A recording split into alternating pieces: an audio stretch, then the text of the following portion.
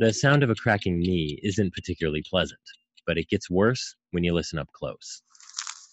It does for most people, but for me, it actually just makes me excited. Omar Inan, an electrical engineer at Georgia Tech. I actually feel like there's some real information in them that can be exploited for the purposes of helping people with rehab.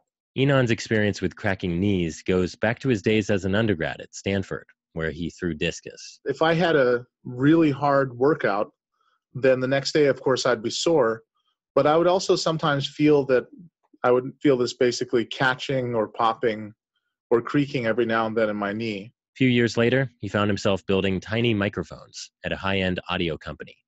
So when he got to Georgia Tech and heard the Defense Advanced Research Projects Agency, or DARPA, wanted better tech for knee injuries, he thought, why not strap tiny microphones to people's knees to eavesdrop as their legs bend? What we think it is the cartilage and bone rubbing against each other, the surfaces inside the knee rubbing against each other during those movements. He and a team of physiologists and engineers built a prototype with stretchy athletic tape and a few tiny mics and skin sensors.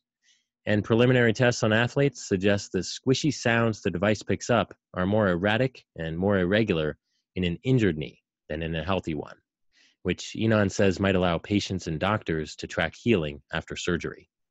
Details appear in the IEEE transactions on biomedical engineering. The primary application we're targeting at first is to give people a decision aid during rehabilitation following an acute knee injury to help them understand when they can perform particular activities and when they can move to different intensities of particular activities. A useful thing to take a crack at.